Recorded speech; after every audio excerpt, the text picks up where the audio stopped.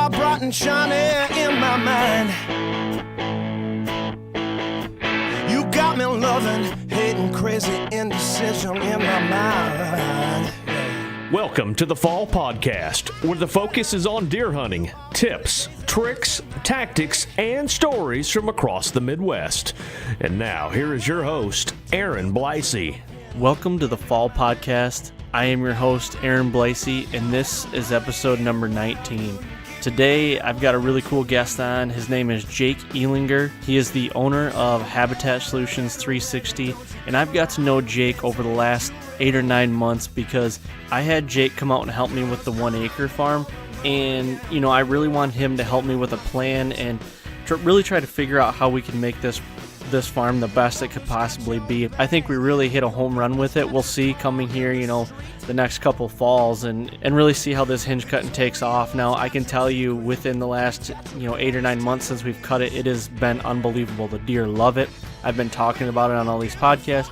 The deer are taken to it and they're calling that place home. And a big reason is because I'm staying out of there as well.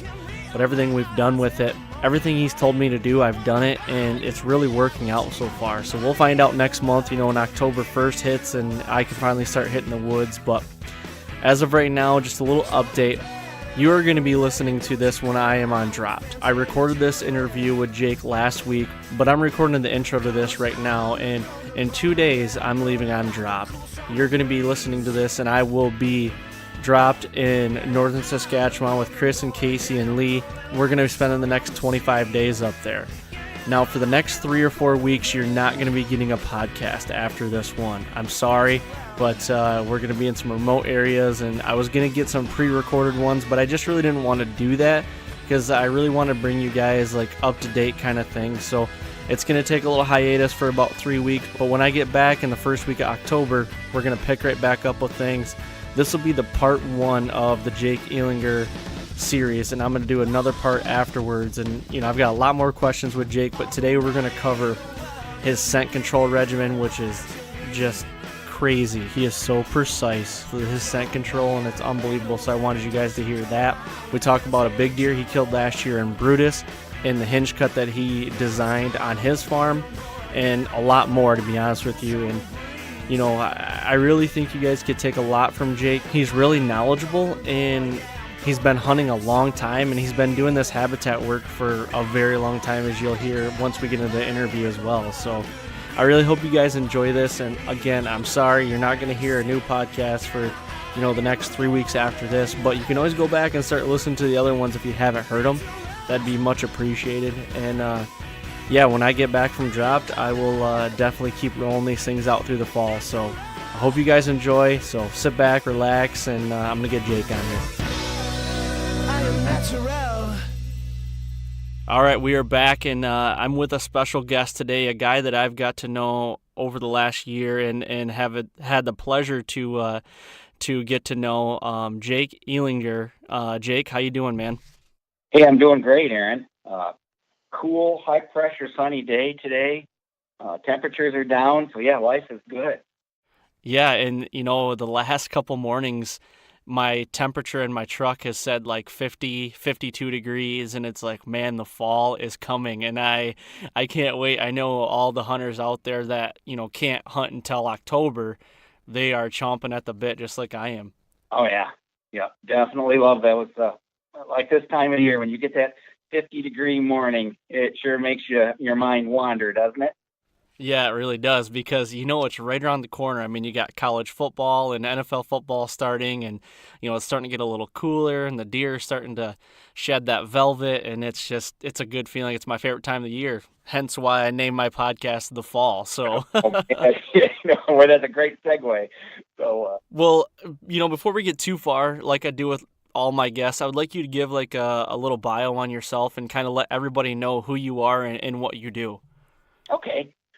Well, yeah, I'm Jake Ehlinger, and I own a business called Habitat Solutions 360.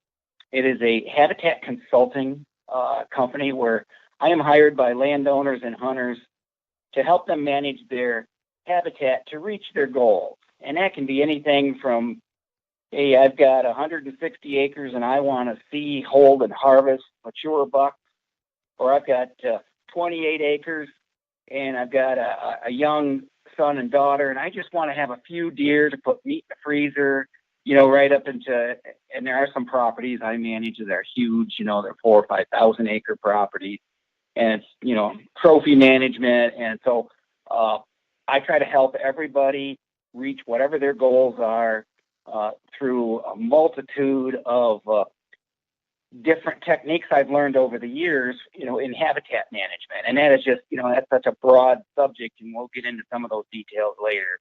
But I do a very detailed service.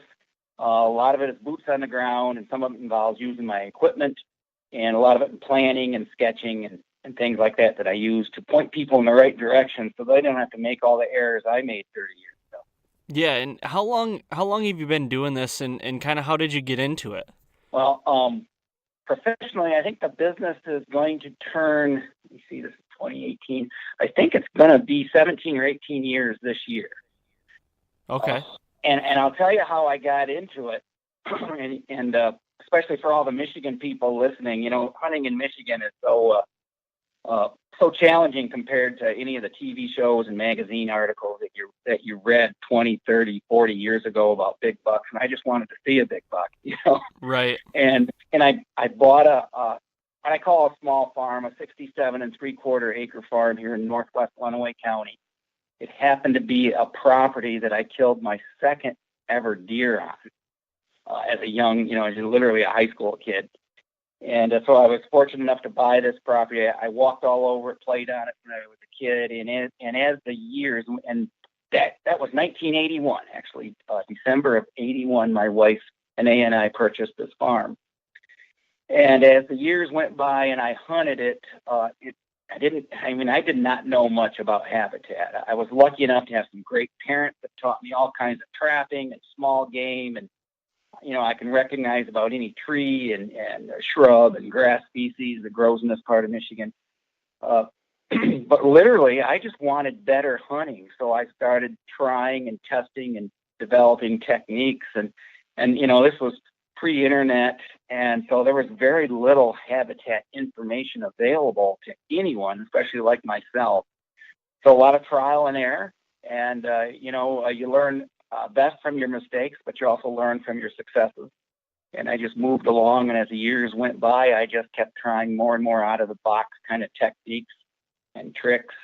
And probably, by the early to mid 90s, I had figured out the importance of bedding and the separation of bedding from does to bucks, and then how important food is, and then figuring out scent control and my access.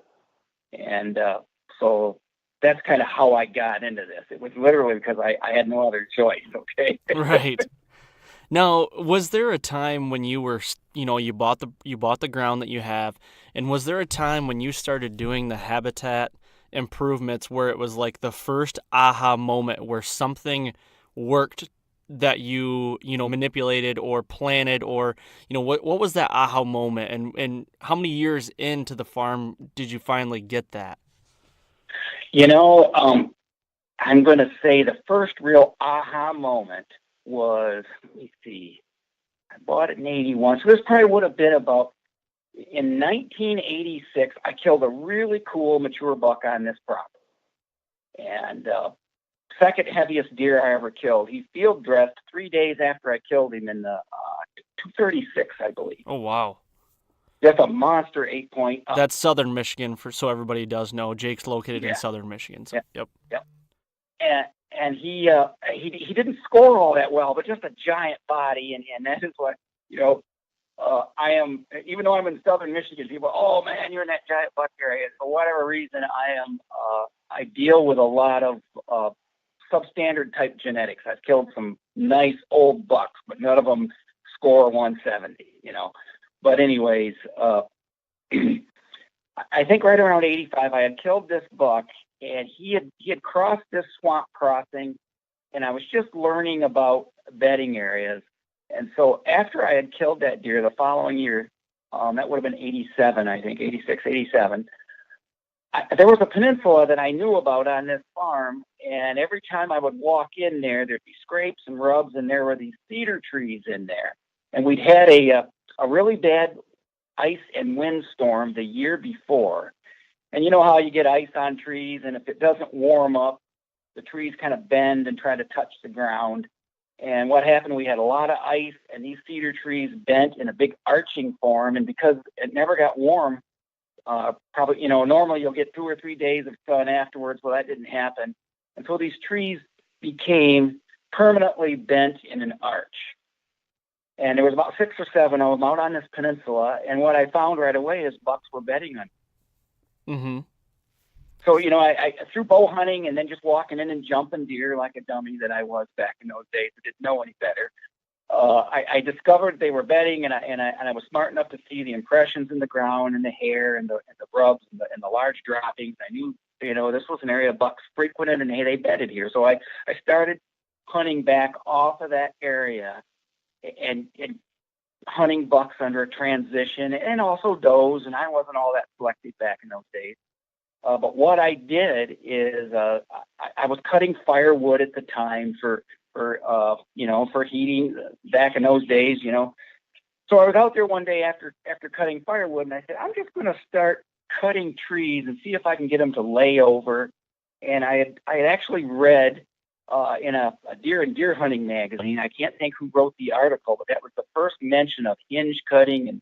And I'm not sure, I don't think they used the term hinge. They called it something else, but it was cutting partially through the tree. And so I started to emulate that. And I went into a different location and did that. And I still remember the following October, it was right around Halloween, and I was just off of it.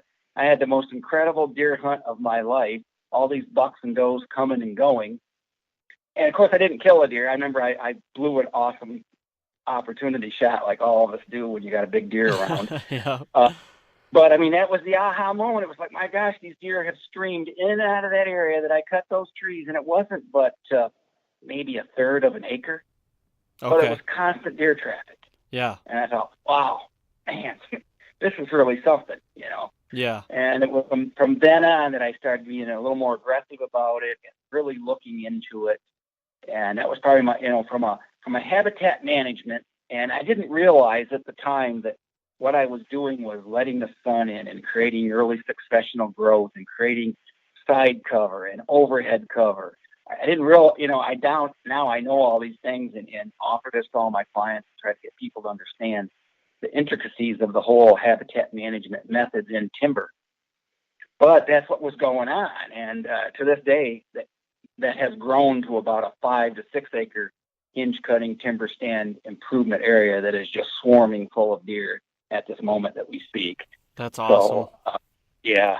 So that was it, Aaron. Yeah, and you and I have been talking quite a bit here in the last, 8 months or so, and I had my aha moment this year when you helped me out. So for everybody to know, I've been talking about this 1 acre property I have. Actually, it's an 80 acres of farm ground, but it's got 1 acre of timber on it. So I called Jake back last winter, and we came up with a plan. He came up for a day, and you and Cole and I went out there and hinge cut 1 acre. I mean, it within the 1 acre, but that was my aha moment once the winter went on and the does really started moving into bed, and now I found 3 buck beds in that 1 acre.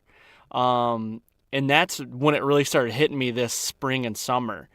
And I'm like, wow, this really works, because you always read about it and hear about it and everything.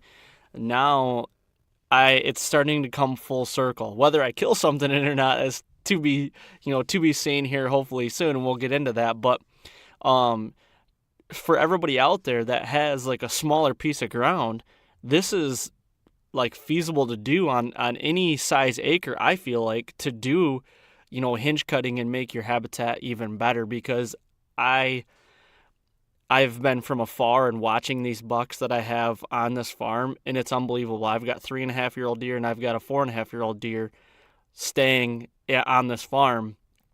Now it's going to disperse here because, the velvet's going to come off, and then they're going to start getting territorial.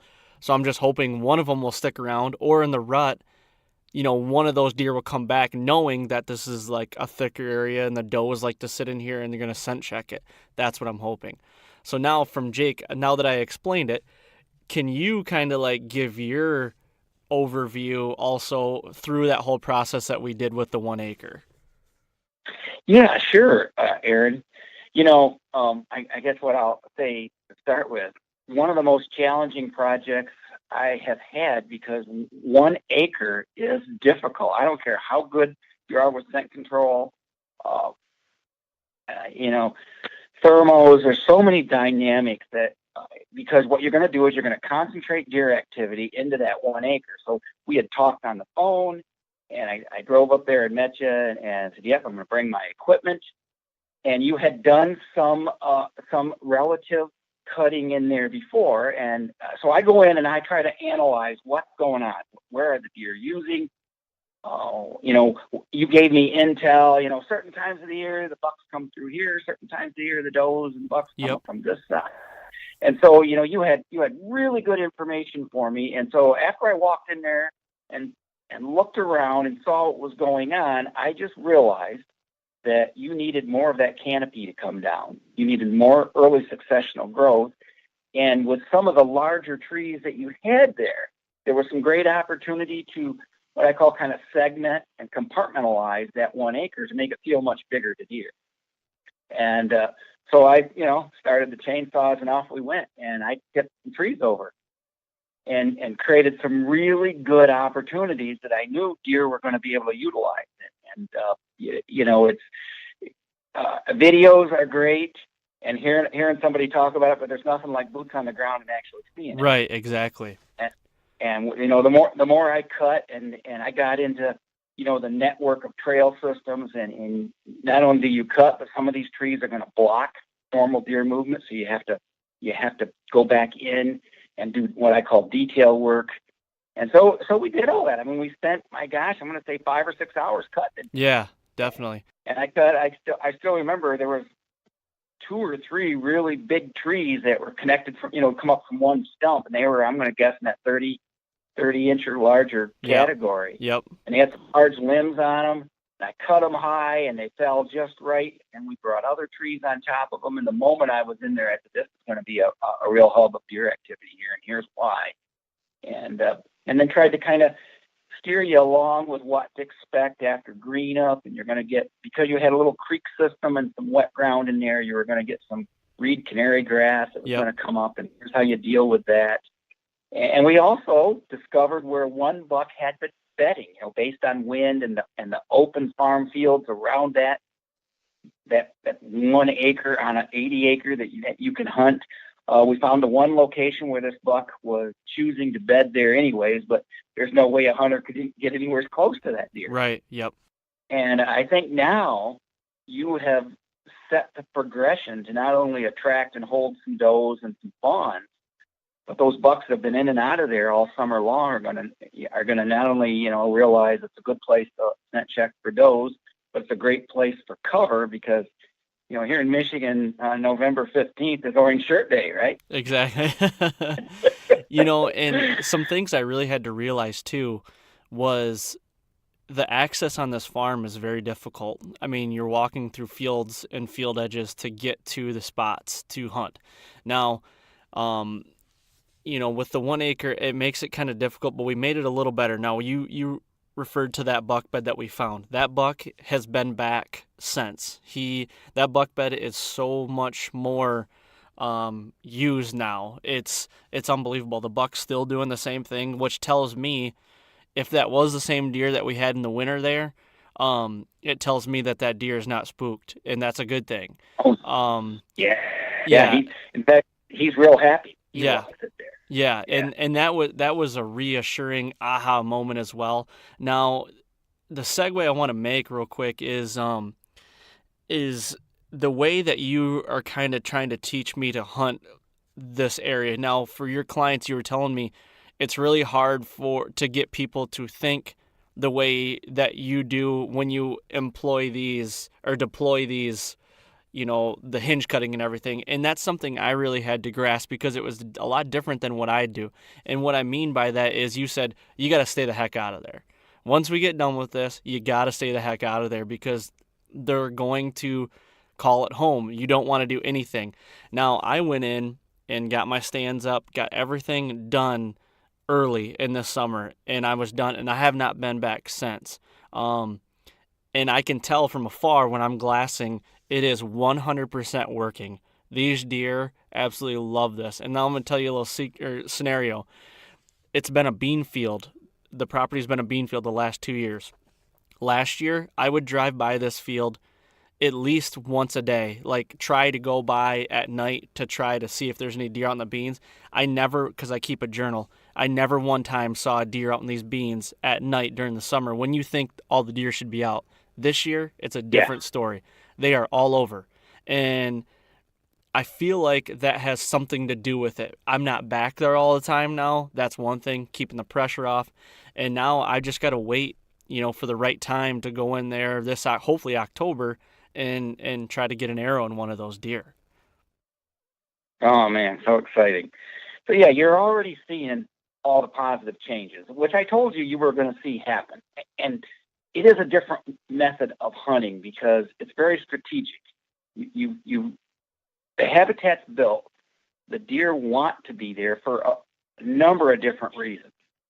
And so you as a hunter, you'd have to be a lot more precise about your entry and exit and wind direction and your level of scent control and then time of year. I mean, everything. Yep. But when it's right, you're going to have the most incredible hunt. Right. I can't wait to see that picture.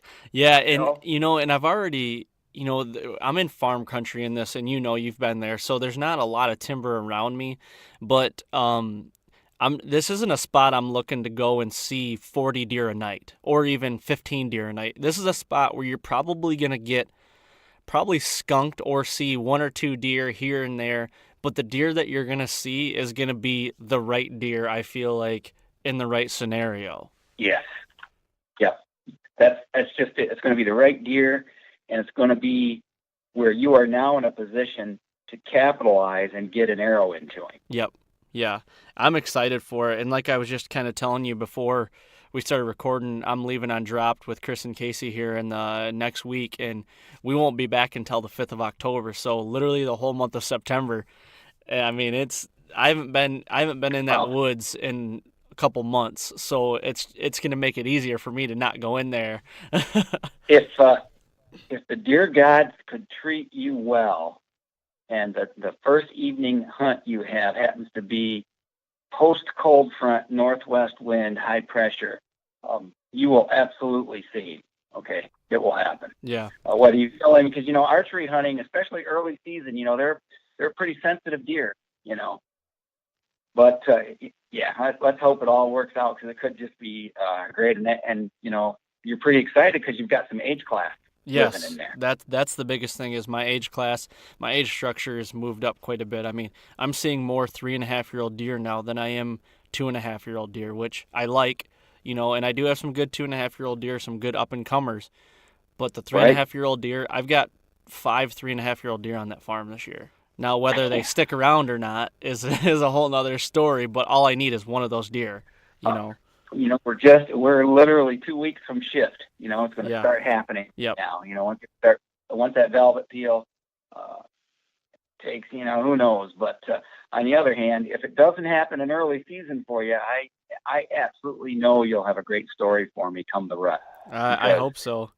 They will be there, because the does will be there. Right. And it's going to be great. So it was very challenging. It's just so much fun working with you and hearing your story. And like you said when you started, we've talked on and off on the phone, for the last 8 months. You kind of keeping me up to date of what you're doing, and it's going to be fun. You're going to see exactly how well it works. Yeah.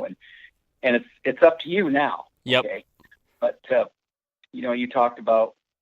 The one thing that I discussed in detail with you was you've changed things enough to where your intrusion is going to have a huge impact. Huge impact, yes. Yeah. And that's the hardest one for most of my clients to deal with. They love everything I talk about until I start telling them how little they can hunt it. Right. And that's the thing, when people buy a farm or have a farm, they want to enjoy the farm too. But they also got to look at the fact that what do you want to get out of this farm? Do you want a farm where, it's something your family goes and does and rides four-wheelers through it, or, walking trails, all that stuff? Or is it a farm that you really want to, have to hold deer and have good hunting? They're two different things in my eyes, and that goes with the hinge cutting too. Hinge cutting, it looks absolutely terrible. Like to an aesthetic pleasing, it does not look good, but it's what the deer love. So it's either, do you want beautiful woods, or do you want all these trees that look like, they're falling over and everything, but that's what the deer love. So, and I prefer the ugly look. Oh, so do I. Yeah, because every time I see it, I just know what it can be. Right. Like, man, you have this new growth here. These deer are going to love you for it. Well, firsthand, I mean, you've been telling me, but now firsthand I can see it, and it's unbelievable. You made me a believer, honestly, and it's crazy. And like I said, I hope, come this October, this fall here, things will be, hopefully we'll be sitting behind a good age class, mature deer, hopefully. Oh yeah, I'm really looking forward to hearing how it works out for you. Because, Yeah. There's so much you're gonna learn and gain so much more through this first season. Yeah. That there's I mean, you should have high expectations, because there's some great opportunity ahead of you. Yep. So yeah. Well, I want to segue a little bit into, you kind of said it here a little bit ago, but you and I have talked about it in kind of great length just on the phone, but your scent control regimen. I feel like you've got a pretty precise scent control regimen. Can you kind of elaborate more on that? Sure, I will. It is elaborate, but I've found it to be, number one, essential. Someday you'll get a chance to see this farm, and you'll see that it is the most intensively managed woods and open fields and edges and screening and access. And because of that, I concentrate a lot of deer activity. And once you have concentrated deer in multiple age classes, your scent control game has got to come up if your goals are to kill older, mature deer. If you're just looking for does and fawns and young bucks, hey, you can about do anything and still get your opportunity. Right. But I'm a 4.5-year-old buck hunter, harvester, and I do also hunt mature does.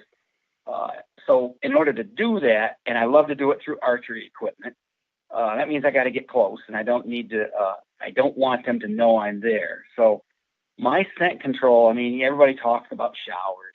Man, yeah, shower. And I do, of course, I shower prior to every hunt. Probably the one detail that a lot of people are surprised when I tell them is, I tell them when I dry off, the towel that I dry with is a special towel that goes through its own hunter washer and dryer with no scent, no fancy smell good freshness scent on it.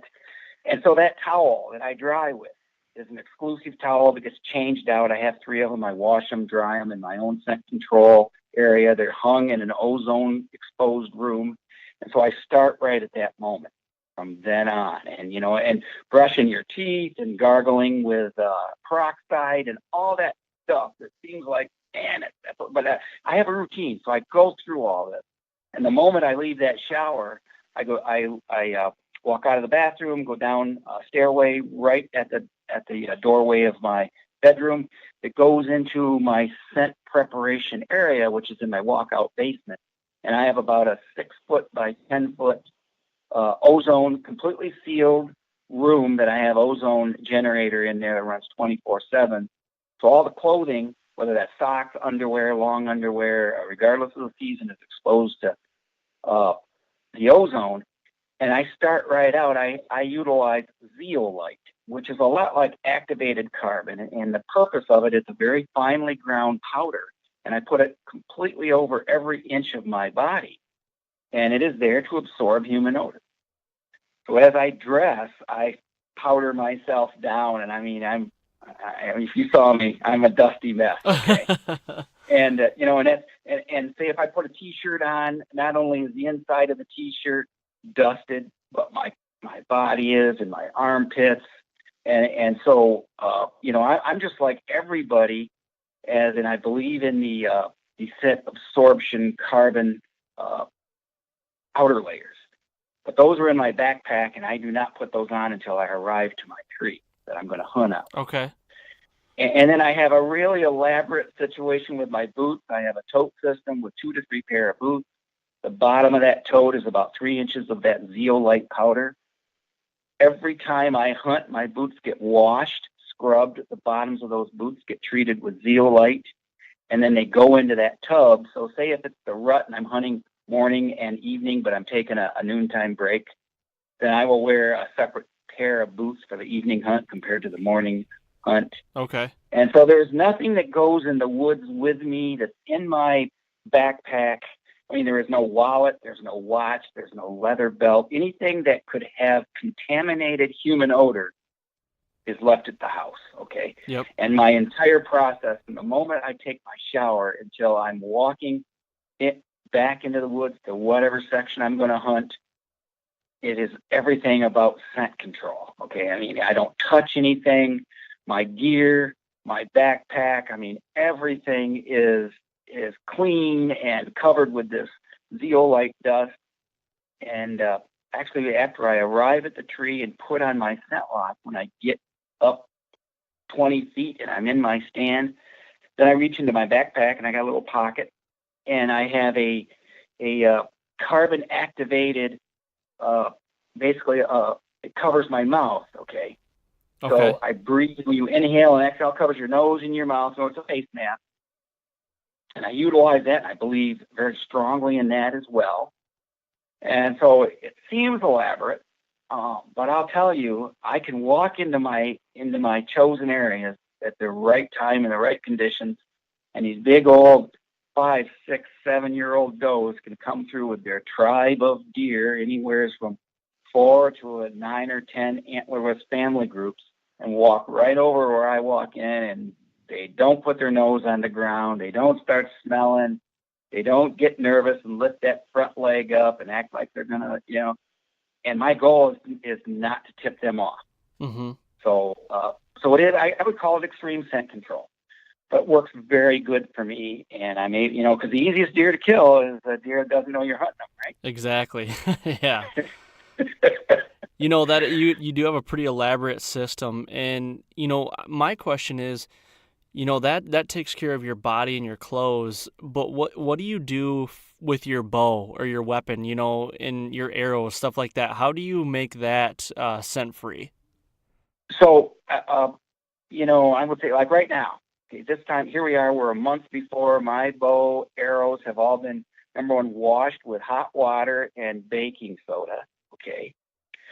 And I leave them to hang. I've got a little lean-to type shed at the edge of my, where I walk out of my basement.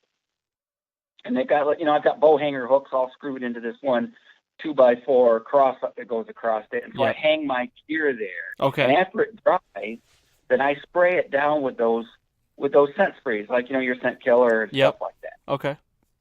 And that's what I do. And I do that routinely. If I hunt 4 or 5 times with that bow or gun, I wash it down, especially where my hands are touching.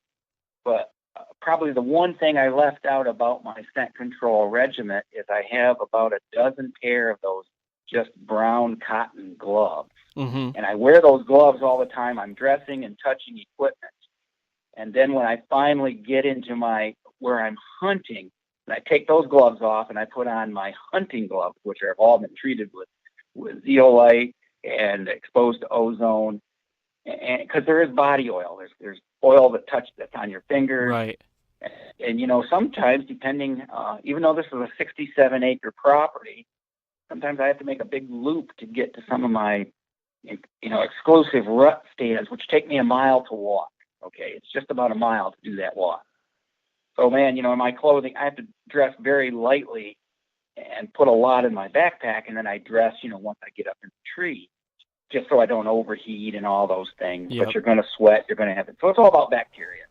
And I'm Okay. trying, and I'm not going to claim that I am scent-free and deer can't smell me. But what I'm trying to do is, and I've seen it enough, and I've gotten, just years of video footage of this. Deer will be 20 yards downwind. And they are not nervous. They aren't stopping their direction of travel. They may stop and kind of put their head up a little bit and kind of act like, oh, maybe there's somebody here. And then they continue on. So in my own mind, I'm thinking they're smelling a human. They're saying that human is far enough away to not be an issue, and they continue on in their normal mode of direction of travel. And that's all I want. You're If right. I can get them by. And then that big buck, he's behind her, he's behind her 40 yards, and he comes in there and he's not on alarm because she's not on alarm, then I can get that shot. And that's really all I'm trying to do. Now, like you kind of just said, do you think that you're 100% scent proof? No, I don't. Do you think it's possible to get 100% proof? No, I don't think so. Yeah. But I think we can narrow it down enough to where you no longer have a negative consequence with the deer. Right, and I agree totally with you, yeah. Deer have certain thresholds of comfort, right? Mm-hmm. And anybody who's hunted any amount of time, we've all been scent busted, sight busted. You've also had those times where they were a little bit nervous, but they moved on. You've had some times when they were pretty nervous, but they even continued to move on. And you've had those times they just walked right by, paid no attention to. Yep. So I'm trying to I just figure everything I do, and it's accumulation of things, really helps put me in the right place. And I think one thing I can say about scent that I think a lot of hunters don't realize is I think one of the biggest damages a person can do that doesn't hunt multiple properties, he's got one place to hunt, whether he's getting permission or owns it or leases it or how it works, is there's an accumulated effect of what you do to that property, the amount of scent that you leave and disperse onto the leaves and the grasses and the twigs. And over from October 1st to Halloween, how many times you've hunted and how good you were with your scent control is either going to make those areas more difficult to see deer during daylight, or you've been so good at it, you have not impacted it. And I just know that people who don't pay attention to scent control have no idea what those deer are doing at 2:30 in the morning, smelling everywhere that hunter, everything he touched, nosing their way right to the tree stand, smelling the tree stand steps, the limb that he touched, where he leaned his bow. And that just happens over and over and over again. And eventually these areas become no-go zones for deer during daylight out. Right. Because they figured, hey, there's a guy in here. Every 3 days we're smelling fresh human scent. Yeah, exactly. Yeah. Yep. And I kind of discovered this, 4 years ago, I started using an ozonics unit in the tree with me. And it was one of those things that I was like, it's very gimmicky when it came out. And I was like, it's expensive. I don't really want to spend the money to do it. And your and I's mutual friend, Steven Stockman, I was hunting with him 4 years ago. And Steven's like, you got to try out my ozonics unit. Just take it in. I was at his house hunting in Missouri for a week. And he's like, just use it. I'm not using it because he had to work for the week. And he's like, just use it. And I'm interested to know what your thoughts were on it. I used it for that week. And honestly, Jake, it made me a believer in the sense that I don't know how many times I had mature does come downwind to me. And now they would put their nose in the air. They would try to smell me, everything would not blow, could not figure it out. And they would come by the stand. And they were on edge a little bit, but they never busted or nothing. So then I'm like, okay, I used it a little more that year, and I ended up killing a 4.5-year-old buck that year. And he cut my downwind at the time. So I didn't kill him downwind, but he came by the stand downwind eventually. Right. And, that same thing, he was kind of like, what is that? But it wasn't a threat to him. So he kept going. And then I've killed 2 more 4.5-year-old deer with that unit since then. So I got myself one, and I've been using it, and I'm a believer, and it's going to be hard for anybody to tell me not, because I've been able to kill what I think are mature deer using that unit. I don't know, have you used an ozonics unit, or do you what do you think about it? I am so glad you brought it up, because I have so many different people I know in the hunting, habitat, outdoor industry, and they're gonna be shocked when they hear what I have to say. But I'm also a believer in it. I will precursor a couple of things. You and I both know a Michigan deer and a Missouri deer are two different animals. 100%. 100%, right? I have hunted Missouri once in my life, and last fall I hunted a really nice Missouri farm that had some real good deer on it. And I had an ozonics unit then, and because I had heard from so many other good hunters that really did everything that I currently was doing, scent control-wise, I said, I tried it, and we'll both admit, an ozonics unit can do great things if it's used correctly, right? Yes. So under high wind conditions and swirly, gusty winds and things like that, or having it located, making sure it's drifting over your quote scent cone, which is difficult because, hey, the wind moves a lot. Correct, yep. But used under the right conditions, it's another one of those things in the arsenal that I believe in. And so I have one. And I bought one a couple of years ago. And the first year I bought it, I was 3/4 into the hunting season. And I just didn't want to upset my arsenal. But last year I started using it, and I have found it. So when I do what I do, and then I have the ozonics unit, man, I'm telling you, these Michigan deer haven't got a clue when I'm around. I know, okay? And you just kind of brought up a point, too. I had a scenario in Michigan. It had been 2016. And it was November 2nd. I was hunting. I was home from filming for 2 days in the rut. Casey and I had come home, and I'm like, well, I'm gonna go hunt. Well, there was this deer. I had already killed a 3.5-year-old deer that year with my ozonics unit, with my bow, and I was going after another one on the same farm here in Michigan. And it was the only 2 deer I really wanted to kill on that farm this year, or that particular year. And I was right on the edge of a bedding area. And I knew this deer was bedding in this cedar swamp because we had cameras along outside of it. And every picture we'd get with him is a daylight picture. And we knew that was where he lived. My dad and I went down there. He was in probably 200 yards from me. And I figured one of us would see him, if not kill him that night. We got in early.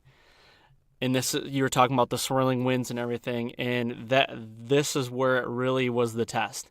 So that buck had followed a doe 40 yards just out of shooting range for me, right by me, and she bedded downwind of me, and he bedded down with her. And they sat there for an hour and a half all night, and I'm watching him at like 60 yards. And I can't get a shot. I can't do anything. My hands are tied. And the wind, I was in like an iffy stand for the wind, and the wind was like swirling, and it would go right at them, and then it would kind of go cut their nose a little bit, and I'm like, oh my gosh, I need to like try to get down and back out of here because I do not want them to blow me. But I remember like reaching up, and every time the wind would switch, I would move my ozonics. So like, I would try to follow the wind, and I'm not saying it worked, or not saying it didn't work or it worked, but they never spooked. They eventually just got up and kind of walked off.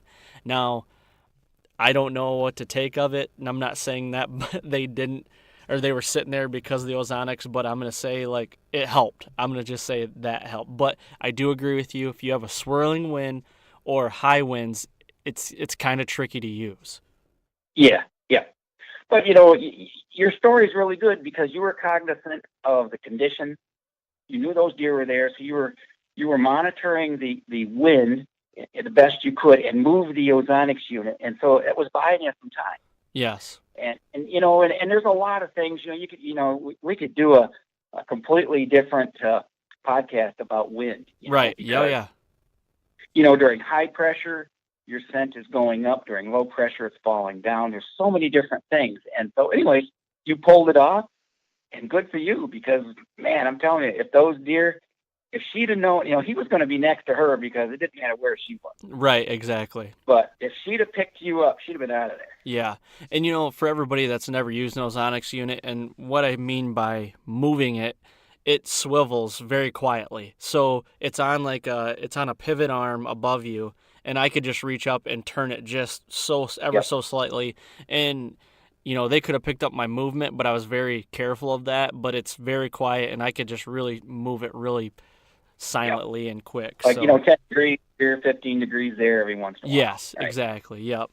Yeah, and that's truly is a better unit or a better condition than basically no wind. Right. Okay? Yep. Yeah. Now you got things going on totally out of your control. Yeah. Thermals and stuff like that you can't sense. So Basically, with the scent control stuff, I really want to touch on that, but also I want to segue a little bit here and get into some other things. We're coming up on time after a little bit here, but we can spend a little time on this stuff. And you got a pretty unique way of setting mock scrapes and scrapes in general. I was wondering if you'd elaborate a little more on your mock scrape setups. oh yeah, I've been doing these for literally decades. I mean, I'm going to say I probably did my first mock scrape 30 some years ago. Okay. And literally, it would be on an existing deer trail or maybe a tractor lane that went into the woods. And here was this young oak tree with a limb coming off, the base, and it was up about 6 or 7 feet. So I would just literally tie at that time, just some binder twine or something like that to that limb and pull that limb down to get it about shoulder to armpit high and trim it with some cutters. And basically, I was just imitating scrapes that I saw on field edges in other parts of the wood. And so you can do it from any living tree that is along the edge of a food plot, on a deer trail, out in front of your stand somewhere, maybe where two trails cross. And you can do it, with red oaks, white oaks, basswoods, maples, conifers. They love cedars. I mean, they just scrape. It's all about scent communication and scraping the ground, and the whole story about that. So there's so many different ways you can do them, and probably what's been super busy these last couple of years are everybody's into grapevines. Taking a grapevine, tying the grapevine onto a limb, or putting a post in the ground and screwing a hole in the post, putting the grapevine in there and have it droop in a big arch so that it ends up approximately at that armpit shoulder height. Mm-hmm. And deer like some resistance. They like to push their head into it because they're using the preorbital glands and the pineal gland, and they're just, they're chewing on it with their teeth and depositing scent. That's this huge, pre-rut signaling that goes on that communicates from both doe to buck about, when she's finally getting into estrus. And when do you start your mock scrapes? I right now, from Labor Day on, I make sure I've got some work to do this weekend, and I will have all my scrapes as soon as bucks are going into velvet peel. I want all my mock scrapes set, ready to go, and I leave them. And do you put anything in them? I've tested all kinds of things. These days, I don't put anything in them. If I've been drinking Gatorade for 3 hours working and I've got to urinate, that's a pretty good starter. All the scientific experts say that they don't care if the urine comes out of a deer, a fox, or a man. After about 4 hours or so, it turns to ammonia. So, okay. So human odor could have an effect if it was just a few minutes after you did it, and a deer walks in there and is not only going to smell the bottom of your boots, but he's going to smell the human odor in the urine. Probably if you're taking vitamins or on any kind of medication or something you ate. But aside from all that, I mean, it's sort of like if you know anything about male dogs, and you got a neighbor and he drives up into the driveway to talk to your dad, and he's got a boat trailer and there's a spare tire on that boat trailer, and your dog walks right over there and lifts his leg and pees on it. And 15 minutes later, the neighbor dog walks over there and he smells that tire and he lifts his leg and pees on it. Right. And I think in deer it's a lot of the same thing. Once a deer has distributed scent and there's been any kind of rub urination going on, which trickles down into that scrape, through that process. From that point on, any buck that's coming around here that gets a whiff of it, or and they visually they see that limb where it needs to be too. And so it's not only visual but scent. So there's so many different ways you can do it, and I've done it. I've experimented in it. I've taken Norway spruce limbs and wired them onto oak trees in the middle of the woods, just so when I was sitting in a stand, I could monitor it and see how the bucks used it, and they just used the heck out of them. That's crazy. So, clearly they're not the smartest animal in the world, because that's a trap. I mean, any deer coming through the woods, well, that limb hasn't been there at all. Now it's here. I'll go put my head in it. Right. Yeah. And so it just goes to show that there's a lot of instinctual things that key deer to do certain things from a behavior standpoint. Yep. And that's my goal in the habitat management realm. I call it time management of your bucks.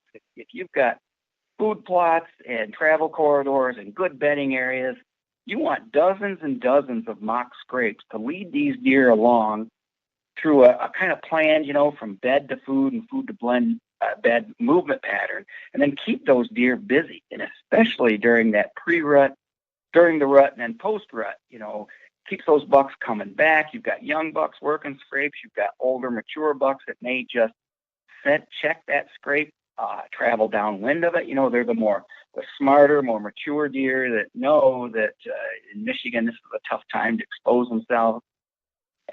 But it's all very functional, and I put cameras on them. I gain a huge amount of intel, and I would say there isn't a buck I haven't killed in the last 10 years that I did not get intel about that buck's movement off of a mock scrape that I put up. Really? I can easily access. Yeah. Now, do you have here in Michigan, we've got to be basically perfect on everything we do when it comes into the woods. Now, how do you set up your cameras on these mock scrapes? Do you have a certain way or a tip or trick that you like to do just so the deer don't get tipped off by the camera or might booger them at all? I try to hide those cameras as well as I can in a multiple limb type tree, or I will attach limbs around it. And I also put it up high looking down. Okay. We're some 7 feet up staring down. And it's also and if you saw my property, I have some really cool trail systems cut and mowed and manicured that I take my zero turn on and I mow them. And so I have an electric cart, and I can drive that electric cart right up there, stand on the back seat, and change out cards, because I get terrible cell service, or I'd have one of those cell cameras. Yep. I have awful cell service here, especially back towards the woods, so it's just not reliable data. But I do have a routine, and so not only do I put them up high, and I always am scent-free, and I wear those surgical gloves when I touch that camera, because I'm convinced in Michigan especially, these deer know all about cameras. And as great as they are, they're probably our biggest offense that most people use too. And I'm starting to realize that a little more too with everybody I talk to. And I loved I still do like cameras, but I like getting inventory now and just seeing what the heck's there. But they have been certainly my number one crutch in the past 5 to 8 years. They've been a detriment, honestly, to me. They are nice to know what the heck's there, like I said, but I check them way too much, and I'm just not disciplined enough to not go in there. So I'll tell you, during the fall, I'm trying to gain intel, and that intel for me is mature buck, a target animal moving during daylight. So I'm watching food plot edges and mock scrapes, and over the years, I've got my 3 locations that I put cameras, and I check those cameras at noon, and normally on the weekend, but I do it at noon because normally at noon, right up until before the major pre-rut, say from up until Halloween, most of those mature bucks are on their belly in the bedding area at noon.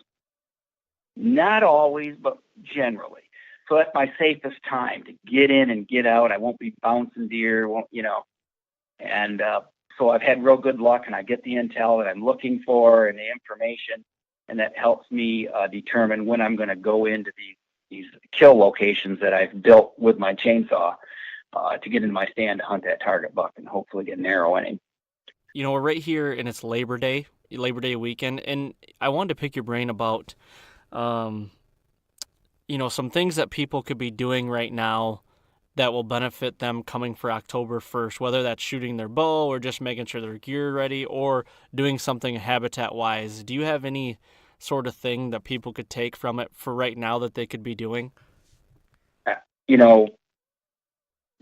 Right now we still have, you've got the next week to get your mock scrapes set up, okay? Yep. From now on, probably till the 5th of September, you're in probably pretty good shape. Probably more field edge and travel corridors. I'd be, after this weekend, I'd be really careful about entering any kind of bedding areas because there's a shift about to happen, and I'm actually noticing it right Just had a buddy of mine, not 20 minutes before we started, send me a picture of a hard-horn buck on his property. Yeah, and I have a friend that just got a hardhorn buck on the 22nd of August. That was his first hardhorn, completely hardhorn. Yeah, there's some shift going on. But aside from mock scrapes, I would say I'd say another thing people don't do, and that's on my list this weekend, is I'm going to go to every one of my prime hunting stands, and I have a steel chainsaw with the 3 extensions on it, and I'm going to trim out all my shooting range. There's nothing worse to wait for that perfect November 7th day, and you get in there and you've been there about 20 minutes and it's good in daylight, and you're going, darn, I didn't realize that limb came down and right in the way. We've all been there, right? Yep. Yeah. Yeah. And so, it's hard to prepare for everything, but if you can, you can do that now because the deer will allow you to do it. It's not the end of the world. And if you get it done this weekend, and you've literally got 2 months before it's prime time to get in there and hunt those areas and hunt those stands. Right. And from a habitat standpoint, you can, especially say if it's somebody that's got a fairly new property and he's just trying to figure it out, he's got an area that's easy to get to off of an ag field, you can go in and hinge cut right now. Just go drop a bunch of trees, get some tops down, cut a couple of openings that deer can wander through, and then just back away from it. And right away, you're going to have deer in there. I mean, they're nosy, they're curious. I swear deer relate to a chainsaw. I mean, it's the dinner bell. So they know that there's now tops available that weren't available. And it's definitely, but you're pushing it. By doing any hinge cutting now, you can do it. And I've known guys that have hinge cut right into October and then killed deer there in November. So I just try, for my own property to be pretty hands off after we get through the weekend of Labor Day. Yep. And that scenario you just painted, I had that happen to me last year. So Casey and I were in Iowa hunting, and we went into a spot. This was later October, and we were hanging a stand, and we had hinge cut a couple trees right underneath of the stand.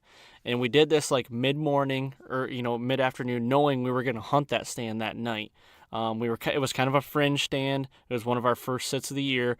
We were just kind of looking and just scouting, just kind of seeing what the deer were doing. That night, when we sat there, we had 7 does walk right to our stand and eat on those trees that were cut.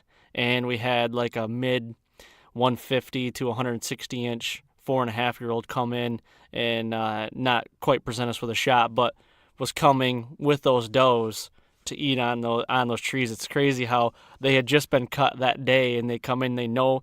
I think it puts off an aroma that they can smell too. That they came right to the tree and they ate on them. I'm certain that once that tree is cut, there's an aroma and they can smell it. Yeah. So they're coming to it. And you got to realize, those trees that you cut, there was all that incredible deer food that was, however tall, 20 feet, 30 feet, it was out of their reach. And now it's down at their level. Yeah. And they're pretty happy. And that's the thing in the, Yeah, exactly. And that's the thing in the 1 acre when you and I went in there and Cole went in there to cut, we took all that food that was 50 feet up. Now it's right at the forest floor, and deer are eating on those woody browse like crazy. And previous years, I've never had any sort of grasses or anything in that woods at all. Now it's like knee to hip height grass because the sunlight's getting in, right. Everything's touching the forest floor, and it's crazy. But now I planted some clover in there a little while ago, and I don't know how it's doing, but I will find out in October, and it's killing me not knowing how it's doing. I want to go in there and just look at it, but I got to stay out of there. Yeah, just that is such a sensitive area because of its size. Yep. The best thing you can do right now is when you climb in the stand, you can see that bright green glow in there. Yeah. Oh, awesome. Yeah, it's doing really well. Right. So lastly, we're kind of come up on time here, and I got a lot of questions for you, but I'm thinking as we're going, I want to do a part 2 to this as well. So this will be part 1, and I've got a whole bunch of questions. When I get back from Dropped, we'll do another one in October, and we'll hit on the rest of them so everybody else can get the full Jake effect. So, but the last one I want to leave everybody with is you killed a very good deer last year, Brutus. And I want you to lay that scenario out all the way from, preseason to when you ended up killing him, because a lot of my viewers, they love hearing those stories, and I love hearing those stories as well. So if you wouldn't mind, let's talk about Brutus a little bit. Oh yeah, this was a really cool deer, and I've been blessed with good health and a fun business and learning from my mistakes. But over the years, there's certain deer you recognize. You got antler structure, markings on them, and this was a really neat deer that I had passed, from year and a half, 2.5. And when he was 3.5, he was very impressive. And, it's really hard to pass a mid-130s deer in Michigan, okay? Right, At yes. 10 yards. Very hard. and I did. And so the following year, and I actually did that with my nephew. My nephew was hunting with me. It was muzzleloaders. It was the last day of muzzleloader season. And he had the best hunt of his life, and he'd never seen the amount of does and bucks, and the conditions were right. It was cold, and it was snow, and we were on a food source, and 14 antlered bucks out in front of him, killed his first deer of his life that night. But when Brutus walked up, I said, "Ryan, he's off limits." Gosh, I said, "I'm sorry." I said, "This year I'm waiting to see what happens next year, but I got some great photos and video footage." So following spring of 2017, I'm turkey hunting. And I normally don't turkey hunt just because my business is very active in turkey season. It's usually around the 20th of April, and that's my prime time, and I'm everywhere during that time. But anyways, I specifically made sure I was home for 2 days to try and hunt the opening of turkey season. So I go into that same exact food plot, set up my decoys. I'm leaning up against a white pine tree. Killed a huge tom, as a matter of fact. After I shot that bird, I see a couple of does, and man, I see this just giant deer come walking out, and he's just all bulked up, and his neck is all swelled, and his shoulders are huge, and he's got velvet antlers about 4 inches tall, as big around as a coffee cup. And I'm like, holy smokes, is that a giant, So killed a nice bird. Got him out of the woods, but because I had a visual on this buck, I came back in the middle of the day and hung a camera in anticipation of trying to get pictures. I did get pictures of this buck, and some of the pictures just show he's just got muscles in his shoulder and in his neck, and he came through the winter in great shape, really, and that's what it proved. So I nicknamed him Brutus from that point on, and then throughout the summer, I got some pictures of him in my bean field, and I have an apple tree, a yellow delicious apple tree that drops real early in August, and I got pictures of him there, but it was quite random. And then once we got into this time of the year, he just fell off the map like all mature deer do. They go into velvet peel, and who knows where they go, but I just was not getting pictures of him. And so there's a mock scrape that I always use. It's a tiny little hourglass food plot that's not 20 yards from water. And I've got a limb from it's a box elder tree. And I always have a huge scrape there every year. And so I put my camera on there by the 1st of October, and he started showing up quite regularly from the middle of October on. But it was always at night. And by the time we got into like October 20th, you'd get 5-6 pictures a night. Really? You'd get him at 10 p.m., then I'd get him at midnight, I'd get him at 2:30 a.m. And he was always working that scrape. He'd have his head up in that scrape just going nuts and getting, during the rub urination. He knows his testosterone's building, our photo period, our days are getting shorter. He feels this coming. And so he's getting ready, he's working his scrape, and he's out. And of course, he's a mature buck, so he's going to choose to head to the food sources after dark, right? Yep. And sure enough, I killed him on November 8th. So the Saturday before that, which was probably the 4th, I pulled my cards from that scrape with great anticipation, and I was getting lots of daylight photos of younger deer, up and comers, 2-year-olds, had 1 3-year-old. I called Mr. What'd I call him? Mr. Perfect. And I was getting him during daylight, but then here's Brutus 10 minutes before dark working the scrape. And then the next day I've got him at 20 minutes after daylight working the scrape. And I set my camera on a 3-shot burst mode. And so I can get the direction of travel.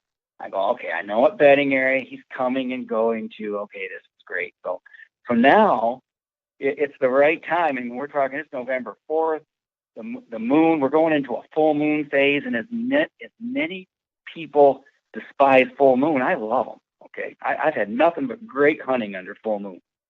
So I'm a real moon watcher, and I'm also a weather watcher. So I look ahead on the weather, and I see that on November 8th, we're going to have a big drop in temperature and a rise in pressure. It's going to be a day after cold front. So on November 7th, we're going to have a cold front roll through. And the 8th is going to be a post-cold front with, again, low temperature and high pressure. And what I mean by high pressure is somewhere between that 30.1 and 30.35. Mm-hmm. Yep. And I've got a website I go to that shows it. And then I look at moon position, and I see on that day, November 8th, we were going to have a setting moon at around 11:30 that morning. So I tell my wife the evening of November 7th, I go, I'm going to go hunt I'm going to go hunt Brutus in the morning, and I might be gone all day, because I said we're going to have a midday moon setting, and I'm going in, and I'm going to stay there until I kill him. And just confident as could be, I'm going to go kill this deer. And so sure enough, I wait. One of the things I have done lately is during this time of the year, and I call this pre-rut. We don't have a lot of chasing going on, but a lot of seeking's going on. Yep. So I wait right until daylight, because I had to walk about a quarter to a little more than a quarter mile back into some really good cover, past some food plots. So the sun's turning pink, and I'm walking in, and I'm able to get all the way into my stand without bouncing a deer. Okay, everything's right, and I'm through the cover, and you'll see, I have really good entry and exit, and I have trees that I've planted that shield me from food plots, and I can get right into where I get. So the place I'm hunting, I've created a 100-yard barrier, and at the end of that barrier, I've got a triple white oak tree with a tree stand 20 feet in it. And out in front of that barrier, about 35 to 40 yards, is a 1-acre hinge cut with all kinds of networks and openings, and planted with chicory and clover. So this is a pinch. And so I'm looking east in this stand. So that means the northwest wind is coming from my left.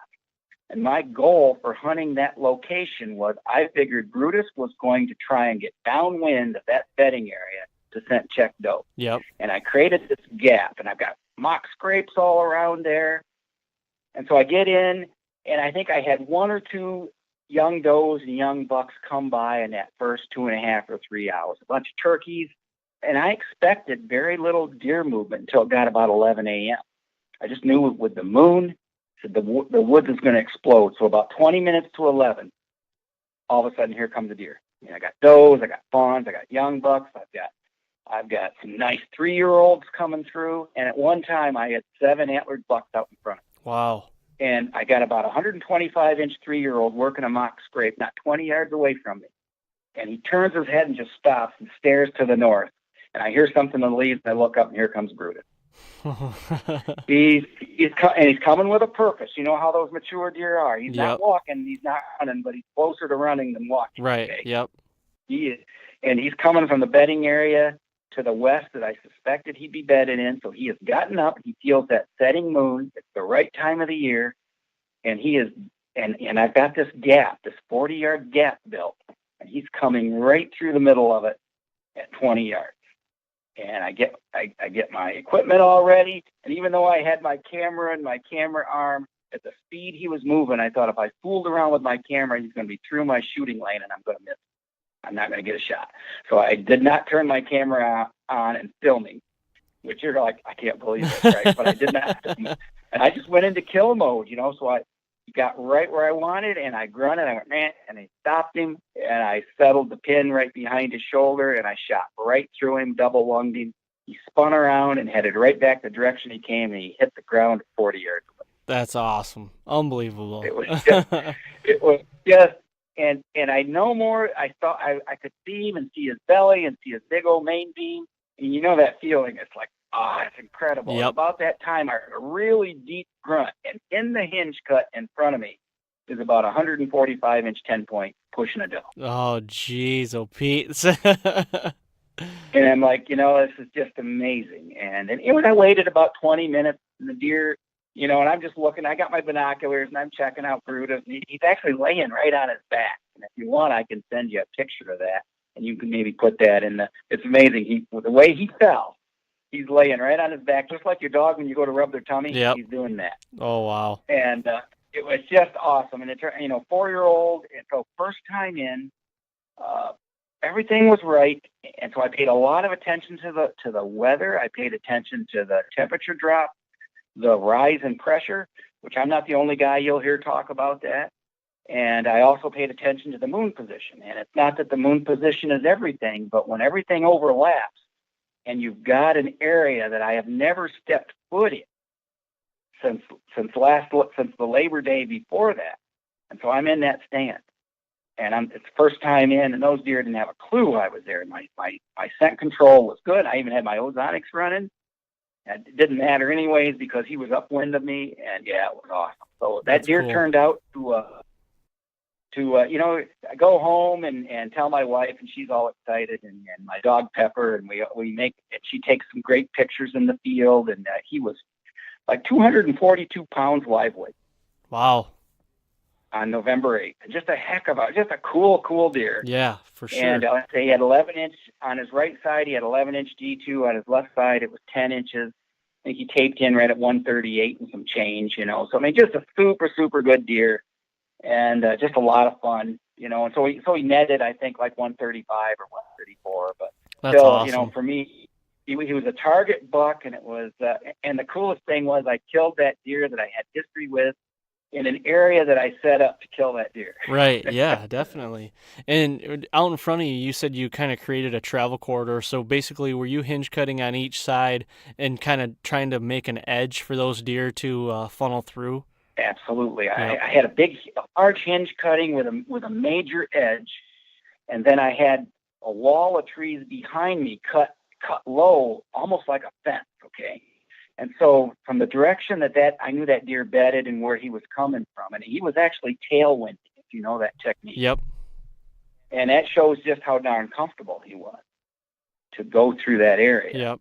But his goal was he had the tailwind to get through that gap, and then he was going to end up being on the south end of that hinge cut. And I'm sure at that point he was going to move right into that hinge cut and check for scent check. Yeah, he was just looping around it to scent check he was that hold. Around. Yep, I got you.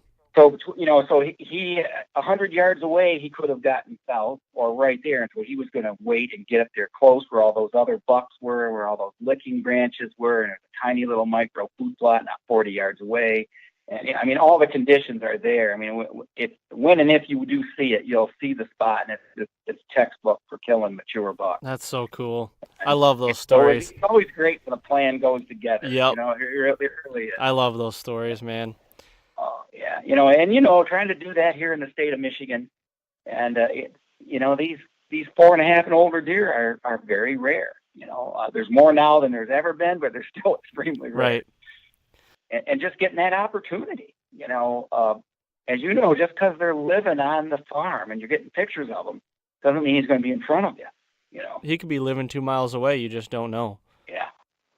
So I'm looking to try and do it again. I don't know. I'm not going to try and, pour cold water on I've had some pretty good success the last 4 or 5 years doing this exact thing, having a target deer, setting up the stand and the situation, and then going in when it's right. Right. And besides all the habitat work and the history, going in when it's right, I think is the biggest contributor to me killing that deer. For sure. Yeah.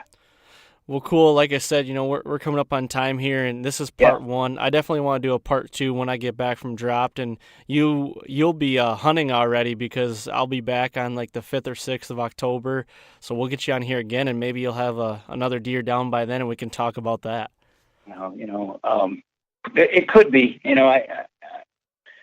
My property is more set up for the rut, but I'm not going to say that if I'm out there trying to kill a doe and a 140-inch 10-point walks by, I won't shoot him. I would hope so. You would. Yeah. Well, cool, Jake. Thank you for coming on. I really appreciate this. And, like I said, this will be part 1, and we'll get another one going here. And And thanks for giving me about an hour and a half of your time. And You're welcome. Man. It's always good talking with you, man. Same here. Yeah, you have a good week and have fun out there. Yeah, thank you, man. I'll talk to you soon. Okay. Yep. Take care. And there you have it. I want to say thanks to Jake for coming on. And, like I said before, this will be part 1 of probably a 2-part series that I'm going to do with Jake. And like I said before the podcast, I'm leaving on Dropped in 2 days. And you guys will be listening to this when I am actually dropped. So we're going out to northern Saskatchewan. We're going to be hunting moose and bear and doing a lot of fishing. And it's going to be a lot of fun. We're going to spend 25 days in the bush and living out of a tent and living off the land. So it's going to be a lot of fun. I am saddened to say that this will be the first October 1st bow season opener that I've ever missed. But it's okay because I'm going on Dropped. I'm excited to do this, and the moose route will be going like crazy. And I'm excited to be up there with those guys and doing that. But I can tell you, when I get back, I'm going to be going over to the 1 acre farm on the first cold front. Hopefully when I get back, that'll be coming through, or one will be coming through anyway, and getting in the stand, and hopefully one of those deer will be showing up. We will see. But again, I want to apologize that you're not going to hear a new podcast for the next 3 weeks, but it'll be all right because right after I get back, I'm going to be uploading some new ones, and we'll be going throughout the fall. So again, I appreciate everybody's feedback and support. It's been overwhelming, and I really appreciate it. And thanks for listening, and thanks for all the downloads. And this is me signing off for a couple weeks, so I will talk to you when I get back from Drop. Thanks, guys.